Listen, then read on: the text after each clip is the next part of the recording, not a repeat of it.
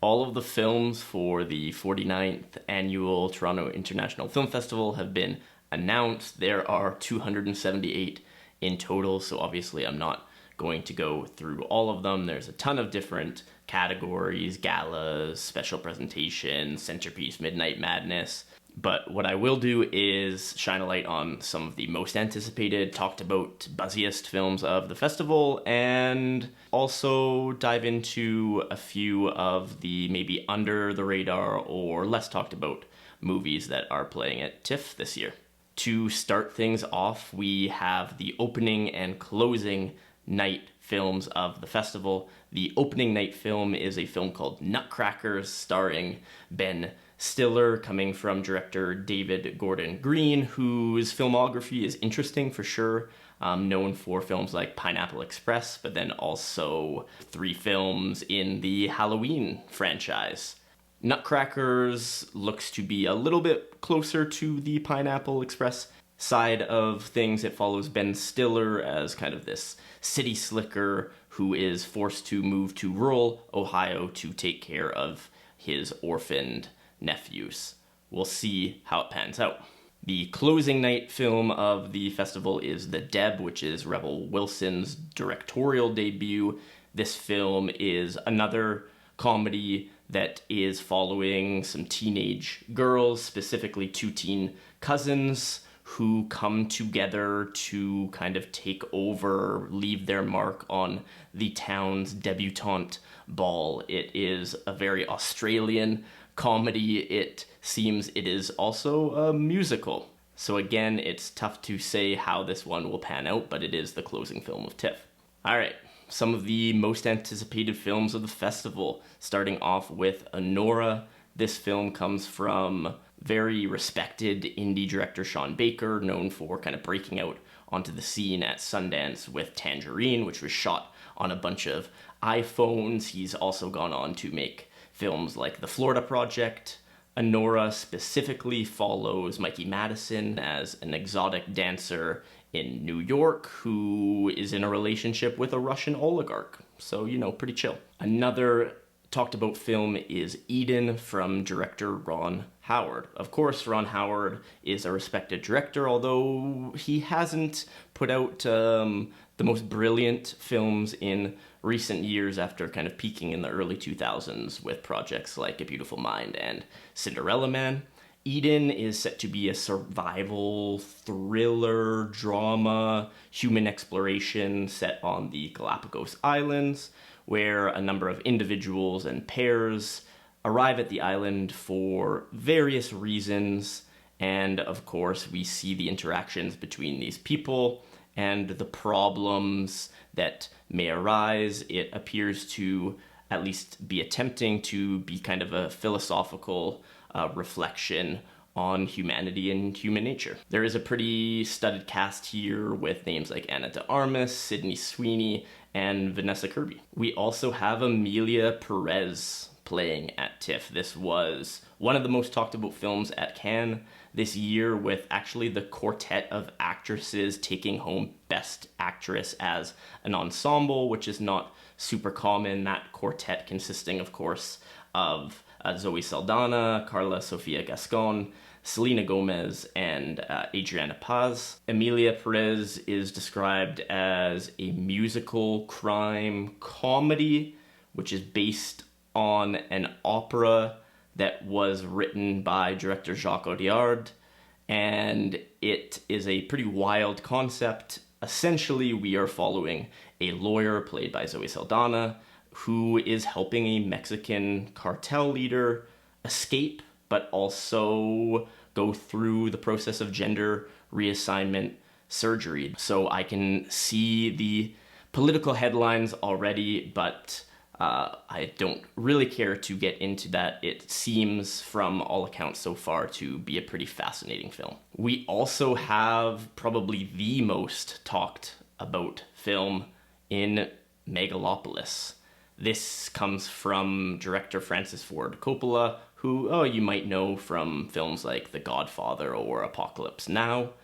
This project has been decades in the making, with Coppola actually selling off a significant chunk of his wine estate and self-funding most of this project. Estimates are that he spent about $120 million of his own money. It is, again, by all accounts, a wild project. A film that is swinging as hard and as rapidly as one can, and it has a very mixed response so far, but I think it will be difficult to not be entertained. It has an ensemble cast that I'm not going to get into because there are so many names, but the lead is Adam Driver, who is essentially playing a visionary architect trying to rebuild New Rome. There's a lot of controversy about what may have happened on set. That is another reason that this film is being talked about, and whether or not it is a true visionary project that will stand the test of time, hard to say, but I think it will certainly be worth a watch. Next, we have one of my most anticipated films of the festival, Night Bitch.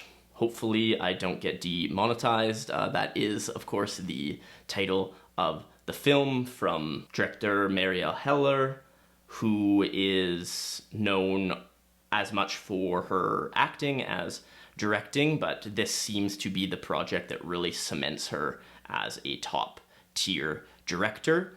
She has described the film as a comedy/horror, mostly a comedy for women and a horror for men, which I think is a pretty hilarious way to frame this. It stars Amy Adams playing the main character, who is a mother who has left her job to essentially stay at home and take care of her child, and she struggles with this and starts turning into a dog. I know that sounds very absurd on the surface, but this film is adapted from a very acclaimed novel, and of course is a metaphor for motherhood and this sort of transition. We also have another Luca Guadagnino film in queer. It seems like Challengers just came out the other day, which I was not a huge fan of. Sorry if you were, but this project is another adaptation from a novel, and it follows an American expat living in Mexico City who falls in love, or at least is infatuated with, a younger man who is very into drugs, and so the film follows these two on kind of drug-fueled adventures set against the backdrop of historical drama. And although I have not read the novel,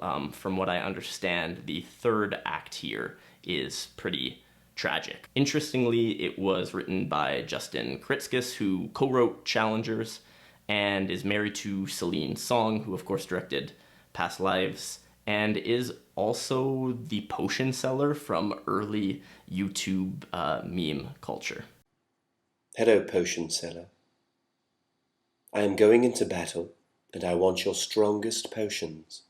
Keeping it rolling, we also have Saturday Night playing at TIFF, which has kind of risen very rapidly and is being talked about by many folks. Now it is essentially a behind-the-scenes look at the first ever SNL show. It comes from director Jason Reitman, who is known for Juno, and more recently Ghostbusters Afterlife, and we have portrayals of all of the early SNL legends here, so that will be very interesting. And it's quite an interesting cast as well. A lot of young emerging actors that have had success in 1, 2, or 3 projects but aren't quite household names, albeit on the verge, including folks like Rachel Sennett, who is one of my favorites to really break out and become a true star after performances in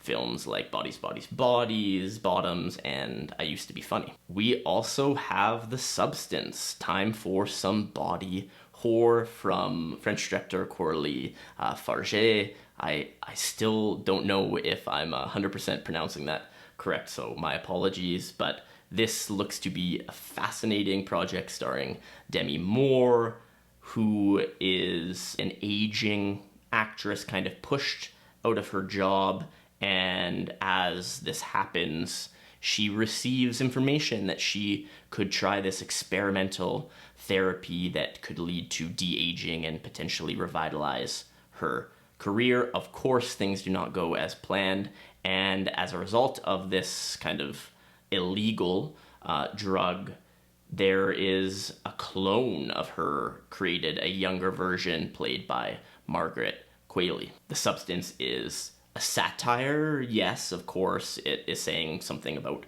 Hollywood, definitely, but it's also a feminist body whore, sure to elicit some groans and some yelps from the audience, and I'm really excited to see her take on the genre. Last, for most anticipated, of course there's more, but I had to try to limit it at least a little bit.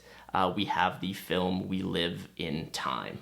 This stars Florence Pugh alongside Andrew Garfield and is directed by John Crowley, who is most well known for directing Brooklyn, obviously garnering multiple Academy Award nominations, and he has also directed films like The Goldfinch. Admittedly, I'm not a huge fan of the trailer that has been put out by A24, but I'm holding out hope here. It is a romance, it is a love story, but it seems to have something that will separate it from all of these other cliched romance films. It's set in 3 distinct times, so we could kind of traverse the relationship in these different moments between Pugh and Garfield, and we can see their struggles in perhaps not a super linear fashion. All right, time for a few under-the-radar picks, and these are not the most under-the-radar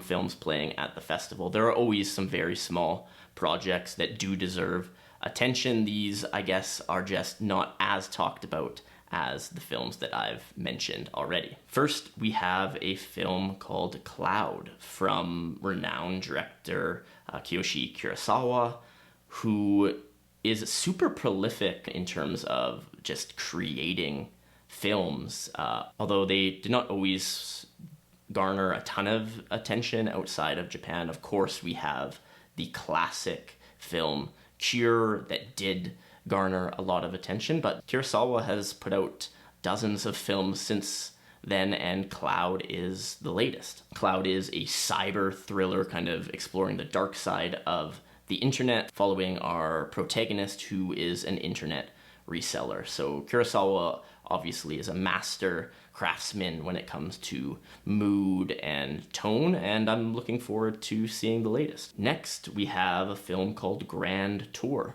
The director here, Portuguese auteur Miguel Gomes, actually won Best Director at Cannes, but no one has really talked about it. It might be because this project is a little bit more on the art house side and probably not as accessible for the masses.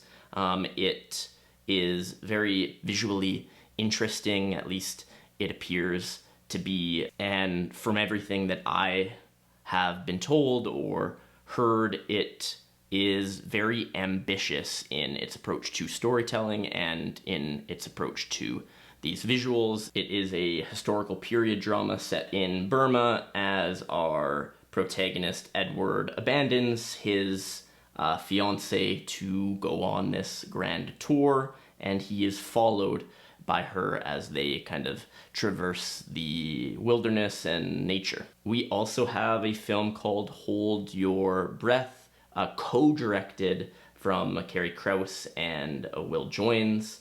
It stars Sarah Paulson, who, again, is not a household name, but probably should be. She has had some brilliant performances in very serious dramas like 12 Years a Slave, and has also had roles in films like Carol, and then, of course, American Horror Story. Hold Your Breath is a ghost story. It is set during the Dust Bowls of the 1930s, where Paulson's character is trying to protect her daughter from, of course, the weather, the tragedies that are occurring on a physical level around them, but she's also trying to protect her daughter from something that happened in her past. So it's an interesting concept. I'm sure we'll see plenty of like the wind being used, not just as a literal manifestation of this dust bowl, but also a metaphor for these ghosts that are haunting her. Last couple here, we have Pedro Paramo. Again, apologies, my Spanish is not brilliant, from Rodrigo Prieto, who is making his directorial debut here after being the DP, the cinematographer, essentially the visual kind of artist working in tandem with the director on films like Killers of the Flower Moon and Barbie in the same year. So I think that tells you the kind of level of talent that Prieto does have from a visual storytelling perspective. The fact that he is able to craft such vastly different aesthetics that both worked so well. I mean, both were critically acclaimed for their cinematography, but he is stepping into the director's chair here. And he's doing so by adapting what is one of the most important Mexican novels.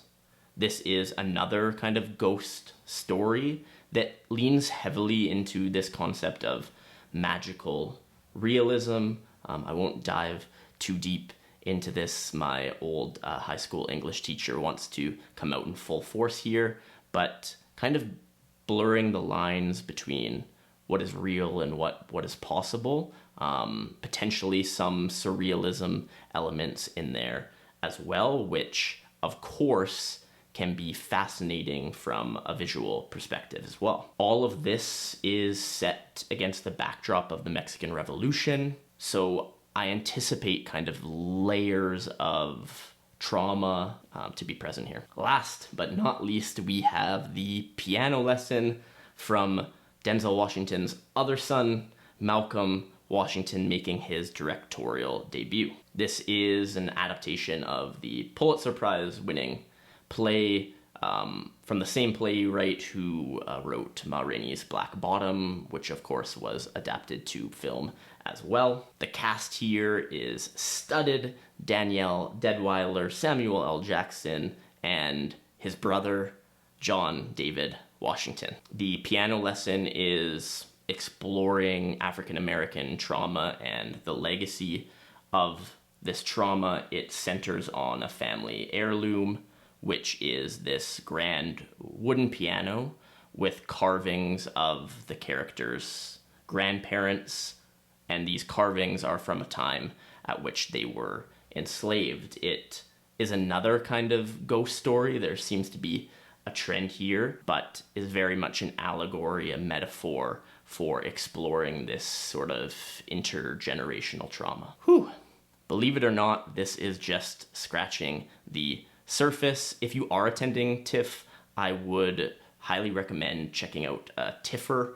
I don't even know if that's how it's pronounced. Not sponsored or anything, just a super cool tool for scheduling your festival. You can see my tentative lineup already that I have scheduled in. If you enjoyed this video, be sure to give a like, subscribe, comment. I, of course, will be reviewing a majority, or at least as many of these films as I can, so stay tuned for those.